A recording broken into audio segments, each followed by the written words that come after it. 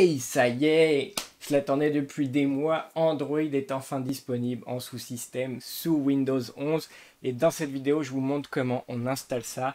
Vous allez voir, c'est très simple, il y a quelques prérequis mais on va tout expliquer.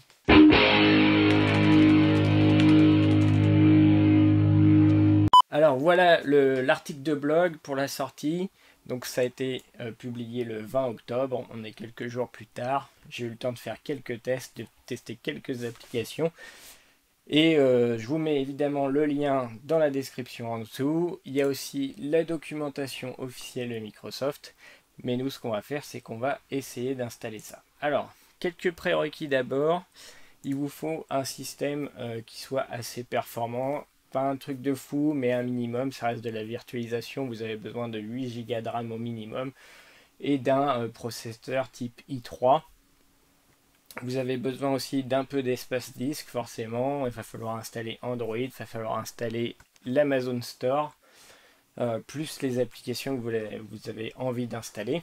Alors, premier prérequis, déjà il faut être membre du Windows Insider. Donc si vous ne l'êtes pas, vous faites Update, Windows Update, et vous vérifiez que vous êtes inscrit au programme Windows Insider. Vous inscrivez avec un compte Microsoft. Et une fois que vous êtes inscrit, vous pouvez choisir le channel. J'en avais déjà parlé dans une autre vidéo quand j'ai installé Windows 11. Moi je suis sur le Dev Channel, mais vous pouvez maintenant utiliser le channel bêta et vous aurez accès à Android sur Windows 11. Ok, donc une fois que ça c'est bon, ce que vous allez faire, c'est que vous allez tout simplement vérifier que la virtualisation est activée. Vous allez dans les settings, pardon, ouais, pas là. Vous cherchez Turn Windows Feature On Off. Il y a toute une liste de fonctionnalités. Vous cherchez virtualisation, Virtual Machine Platform, ça doit être coché. Ça vous permet d'installer Hyper-V et donc WSL ou WSA, donc Windows Subsystem for Android. Une fois que ça c'est bon, vous faites OK, vous allez redémarrer le PC. Vérifiez aussi que le BIOS est bien compatible, mais si vous êtes sur Windows 11, normalement toutes ces fonctionnalités vous avez déjà activées. Il y a pas mal de choses à faire pour pouvoir installer Windows 11. Pour installer le système, le sous-système, va déjà falloir mettre le store à jour. Donc vous allez sur Microsoft Store ici et vous allez vérifier que vous êtes à jour en allant dans Librairie et vous faites Get Updates et ça va mettre à jour toutes les applications et notamment le store qui se met à jour lui-même. J'aime bien ce genre de délire d'inception où en fait c'est une application qui s'autogère, qui se met à jour ou qui se compile, ce genre de choses, c'est assez marrant. Donc vérifiez que vous avez bien la dernière version du store. Une fois que c'est bon, on va ouvrir un lien. Je vous mets le lien dans l'adresse en bas, mais en gros on va installer l'Amazon Store. Hop, on nous demande de l'ouvrir dans Microsoft Store. Voilà. Et ici, vous allez peut-être avoir un premier problème qui vous dit que ce n'est pas compatible avec votre device. C'est parce que pour l'instant, ces fonctionnalités sont réservées à la région Amérique, US. Et j'ai eu beau essayer avec un VPN en changeant la région de mon PC, etc. Ce n'est pas passé. Donc il y a d'autres soucis. Peut-être c'est matériel, j'attends des news de Microsoft. Il y a pas mal de tickets, il y a encore pas mal d'issues. Ce que je vous propose, c'est de forcer l'installation et on va voir comment. On va aller sur ce site store.rg-hardware.net qui va vous permettre en fait de télécharger des applications qui sont sur le store Microsoft et vous allez pouvoir les télécharger directement. Donc ici, on va se mettre, il y a plusieurs possibilités. On va prendre Product ID. Le Product ID, c'est celui-là. Évidemment, encore une fois, je vous le mets dans la description. Vous mettez en slow, vous validez, vous attendez un petit peu et il y a un lien qui va vous montrer. Et vous cherchez en fait le bon bundle. Voilà, ici il y en a deux. Et on va prendre le MSI Bundle et on va le télécharger. Une fois que vous avez téléchargé le fichier, vous ouvrez une console PowerShell. Pour ça, vous allez sur votre Windows Terminal, un clic droit, Run as administrateur. Hop, voilà, je suis bien administrateur, j'ai mon petit éclair. Je vais aller dans le répertoire où j'ai téléchargé mon bundle. Ici, on retrouve le bundle qui est ici. Et on va tout simplement jouer une commande qui est hop, add app package, le nom du bundle, Microsoft. Voilà.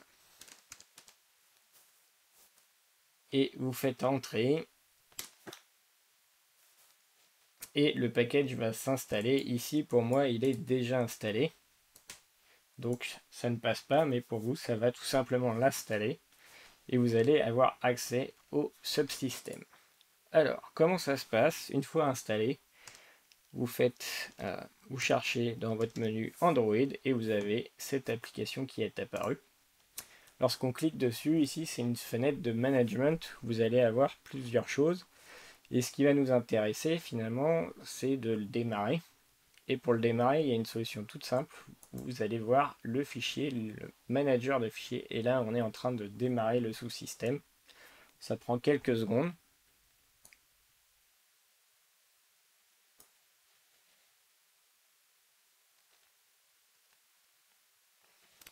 Voilà, vous avez en fait un explorateur de fichiers. Donc ça, c'est les fichiers qui sont disponibles sur votre Android. Et si vous rafraîchissez au niveau de l'adresse IP, voilà, maintenant j'ai une adresse IP, donc je suis bien connecté. Pour installer des applications, normalement, on a l'Amazon Store, qui du coup s'est installé automatiquement aussi. Sauf que, comme je l'ai dit, il est disponible uniquement sur la région US. Il va falloir un compte Amazon US. Et en plus, c'est pas très intéressant parce qu'il n'y a que 50 applications qui sont pour l'instant disponibles à travers ce store. Donc ce qu'on va faire, c'est qu'on va plutôt slide loader des applications. Et pour ça, c'est très facile. Ça reste un Android.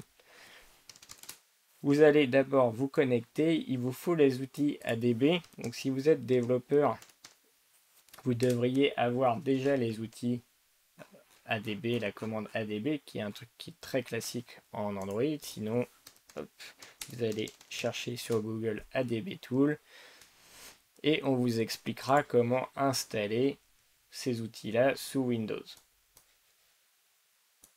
Hop. Tout simplement, c'est vraiment juste des outils. Il n'y a pas vraiment beaucoup de choses à faire. C'est vraiment fourni avec le SDK en Android.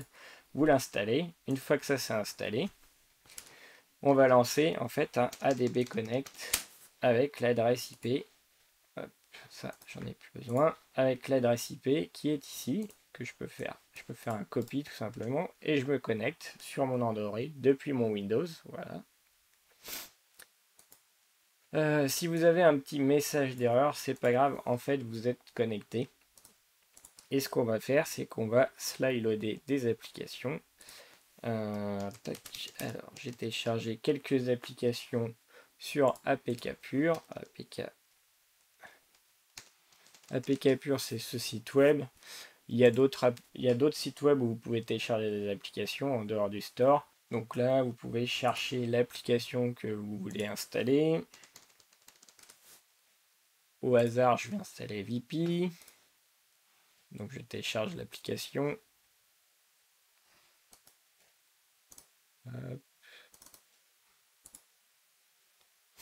On attend quelques secondes. Je reviens dans ma ligne de commande. Et là, je vais faire un ADB install et le package qui s'appelle VP APK Pure.